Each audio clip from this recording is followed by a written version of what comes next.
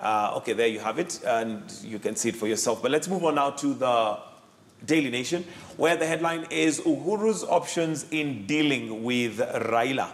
Again, this is to do with divide that has been there, but seems to have been made wider during this protracted electioneering period by virtue of the fact that the opposition felt the elections were not free and fair.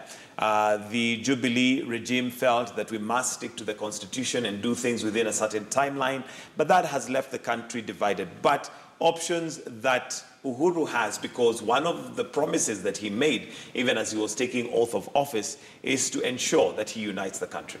It's very true, and this is something that he definitely has to do. He has to work very hard in as far as coming up with a strategy to be able to deal with Honorable Raila as well as, you know, the opposing side, because we are not united as per this time. And so this is a narrative that he has to keep, you know, pushing and pushing so that he gets to a place where he's able to come to a consensus with the other group. Because, you know, from now henceforth, he has to govern the country, and he cannot govern the country in the state that it is in, you know, with the opposition pushing too hard and wanting some of these things, you know, to be had and to be met. So the president will have to work hard and build up very strong, you know, strategies in as far as dealing with the opposition is concerned. One of the things that probably got us here is the grandstanding between our leaders, and that is by virtue of the fact none of them was willing to sit down on a negotiating table and agree what are the things that are dividing us and how can we deal with those. So we are hoping that the olive branch that he has extended to the opposition is a genuine one, number one, and number two,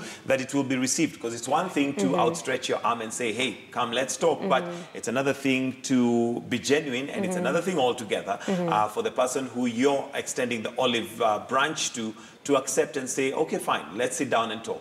And maybe the issue is really not talking. Maybe the issue is what are we supposed to talk about? Yeah. And so if the content of this narrative is explained so that both parties agree on the content, then maybe that is a good point to begin from, so that it's not just come and talk, we'll give you some of, you know, some of these things that we have. The content of the narrative needs to be placed on the table so that both parties can be able to place what they want to be discussed before this discussion. And I think the opposition has already placed their content or what they would want to discuss, and that is electoral reform. However, looking at electoral reform now after President Uhuru Kenyatta has been sworn in, would probably be looking at electoral reform moving forward for 2022, which would still be a good thing.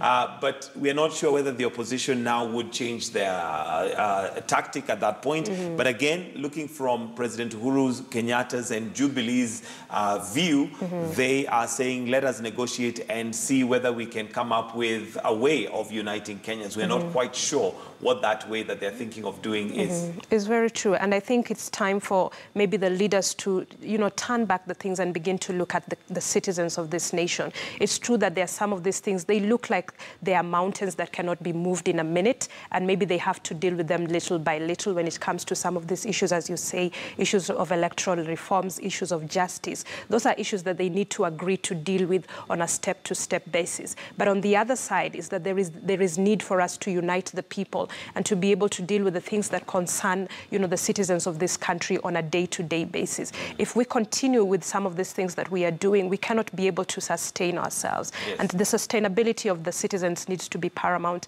at this particular point. If we can stabilize that, then the leaders can come together and deal with some of these, you know, very grave issues. Absolutely. And to borrow somebody's words, maybe free advice to our leaders, for there to be peace, we need it in this order. There needs to be truth, there needs to be justice, then reconciliation can take place. But there you go. Let's